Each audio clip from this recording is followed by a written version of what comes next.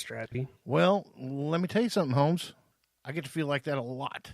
Yeah, PTSD is an ugly fucking monster, man. It's a very ugly monster. It is. I So mean, now we God, just man, got serious. Yeah, real quick, because now I'm like, God, man, you put it in those terms, a mercy killing or what the that story's strange on a whole bunch of different. Yeah, it's going to be a while, but we'll see it play out in court. And it would not shock me one bit if that's where it headed. So, oh, this just in, Tiddy. The FBI released a report today about the Vegas. Have you seen this? No.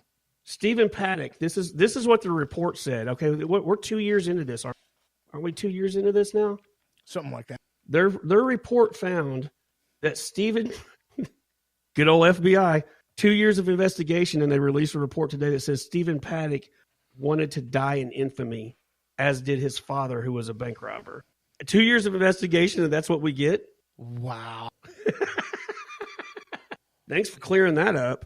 Wow. How many tax dollars did it take for y'all to come up with that one? God, man, that's a fresh story. That just hit. So, yeah. God, man, that's tax dollars well at work. Hell, if they would have just let it go, we'd be halfway to the fucking wall right now. We wouldn't be concerned about another government shutdown. No, stupidity in action. Oh my God! Well, they couldn't put a lot of people on this report because they were busy training for the fucking warrant service at Stone's house. Oh my God! And how many tax dollars did that take? Jesus, good old FBI, man. FBI, man. Have you seen that movie with Leonardo and he's Hoover? I think it's called Hoover. No, I have not. Dude, it does nothing. I watched that entire movie and I'm like, God damn, the FBI has been fucking dirty and crooked from jump. I mean, from its inception. They've never been trustworthy worth of shit.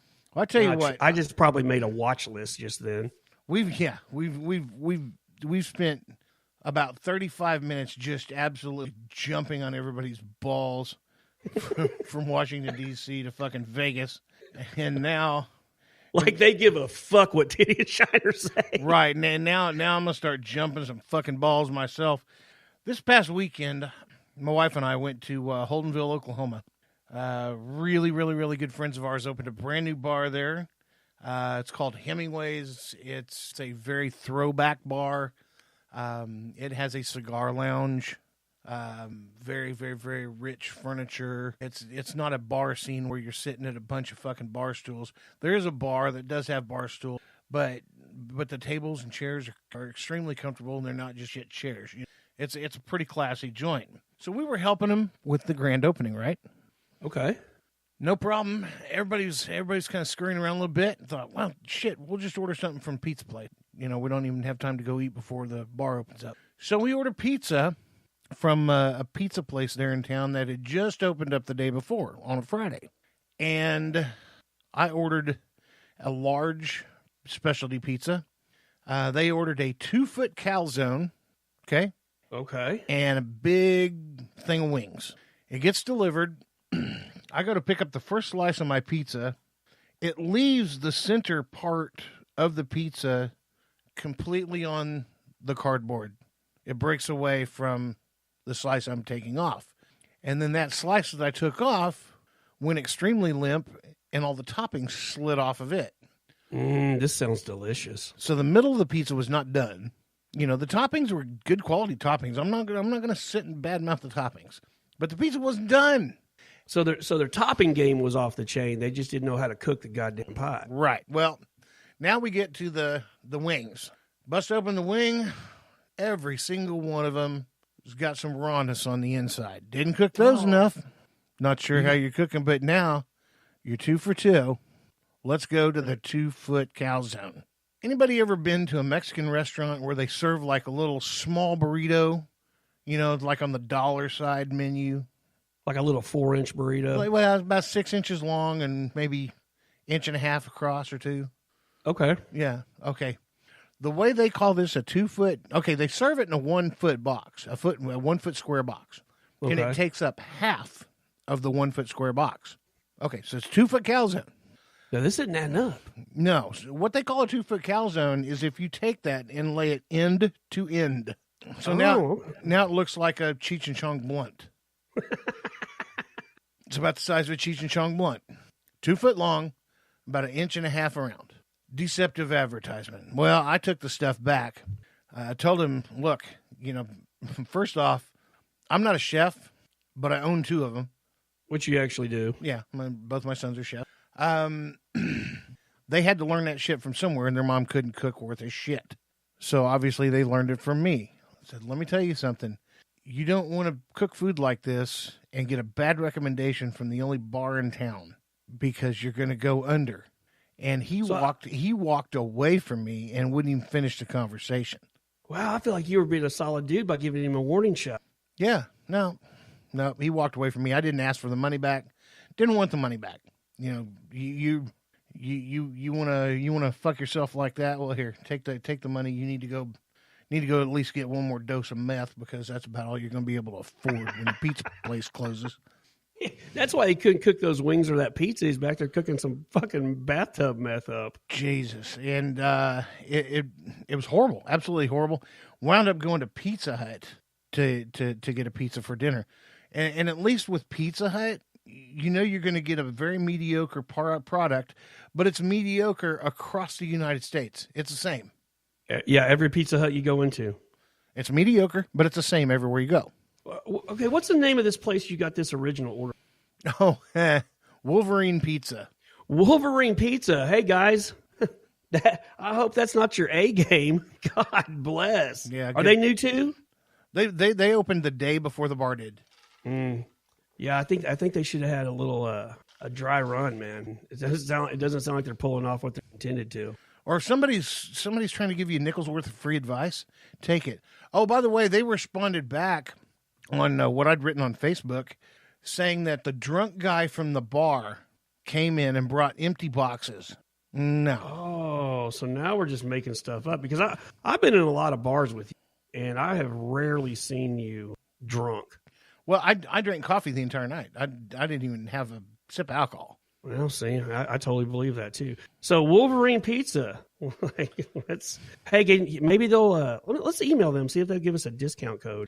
I don't even know if they have enough free time to get them a damn email address.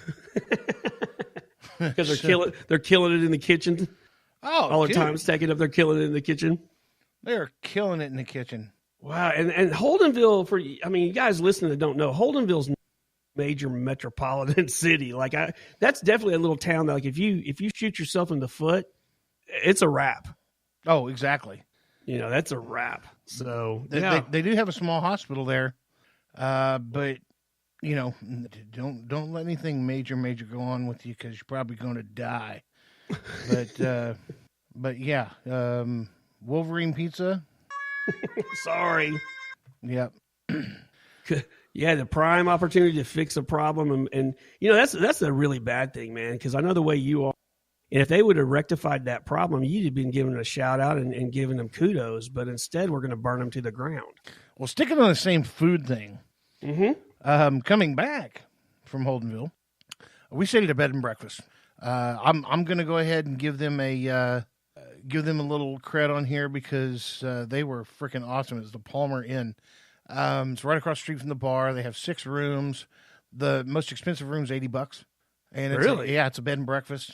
Antiques all the way out. It's freaking classy joint. If you're ever down in Holdenville and you need a place to stay at the Palmer Inn. On our way back on Sunday, we decided to stop at Ted's Cafe Escondido, my favorite little Mexican joint in Tulsa. Yeah, that's some good food. Yeah, it is. And evidently they have this new challenge out. It's called the Grande Jefe Burrito Challenge, and it's a 5-pound burrito. A 5-pound burrito that comes with extra tortillas. Donnie is salivating. 3 different sauces. Stick that in your hair, Donnie. And you got to finish it in 30 minutes.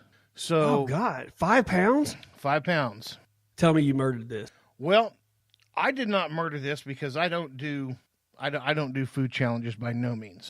Let's get back to that. Let's go back to that. Yeah, I'm a big guy, but I can't eat a 5-pound burrito. I'm sorry. So this kid, his name is Devin Holmes. I bet he's not even 21 years old. He's about 160 pounds soaking wet.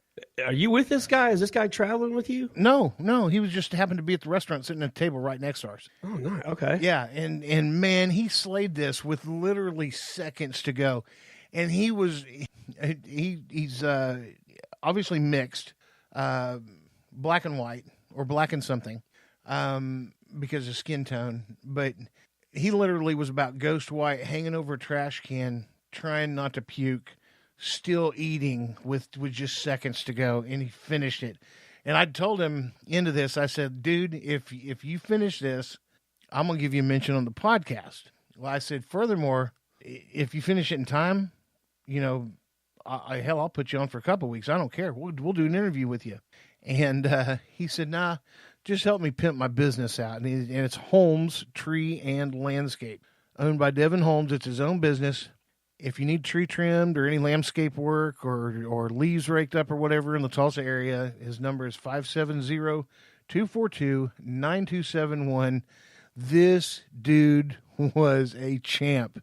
And he's the third person to ever do this, by the way, at the restaurant. So I'm thinking if you hire that tree service to come out your house, you better have a whole kitchen full of grub ready for this. He probably didn't want food for a week.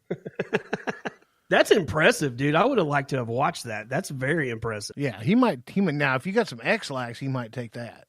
Oh, hey, Devin, respect, brother. I mean, that's impressive. Mucho respecto. I told you I'd put you on the podcast, and I did. Now go away. What's one of your favorite things about the Super Bowl? We got the Super Bowl coming up on Sunday. Man, I'm hoping Gillette didn't ruin this for me this year, but I do like I like to check out the commercials that the game brings out every. I do, but Budweiser is always on their game. They bring it strong every year. Every year, there's one commercial that, and I hope I can even hold together in a podcast. They aired it once. It was right after 9/11 on the Super Bowl. Right after 9/11. Is this where the Clydesdales bowed? Yep. Yes, sir. They aired it probably once. the most epic commercial that's ever. Yeah, but if you're a patriot and you have dry eyes watching that commercial, you're not really a patriot. That brings up a point, man. Think about that. Think about the year that commercial came out, and think about how emotional that commercial was. And we have went from a spot in this country, here I go back on this shit, from a commercial like that to the goddamn Gillette commercial. What the fuck has happened to us? No, or look at how united we were back then. Yeah, I was thinking about that the other day. Like, after we were attacked, everybody was in this together. Every single one of us, except maybe Omar. And now it's literally people are fighting in the streets. Well, back then it was just like family, okay? Like, I could hit my little brother, but you can't. I can argue with my brother, but if you come up and hit my brother, you're going to get the whole fucking brunt of the family. Man, I mean, if I really sit and think about it, it's really depressing to me to see what's happened to us. It's disgusting to see where this country's going. It really is. And when's it going to stop? Like, where are we going to fucking end up? Civil War. I swear to God. Yeah, I mean, we've talked about it before. My dad made that statement a while back, and people don't understand, like, the knowledge my dad has and the connections that he has and the information that he gets in his lap. And he made that statement probably a couple of years ago, maybe not quite that long ago. And I thought he was, oh God, Dad's got losing it a little bit. He's got too much time on his hands. Papa Shiner's a smart motherfucker. Well, Sarge may have been onto something there, man. Like, every day that goes by, I'm like, what was talking about? Like, this is getting ridiculous. But yeah, you look at that commercial and how united we all. The emotional reaction that commercial, because I remember people talked about that for days after the game, and they showed it one time. Yeah, just that emotional reaction that it elicited from everybody, and now we're to the point that we're fighting over the hats. The fuck is wrong? I don't know, man. During Desert Storm, it was crazy because we had, there were people that had yellow ribbons tied around the trees, we're literally, I swear to God, I think we're literally back to just about the point of Vietnam where soldiers were getting spat on when they came home. I think we're there. I don't think we're about there. I think that it's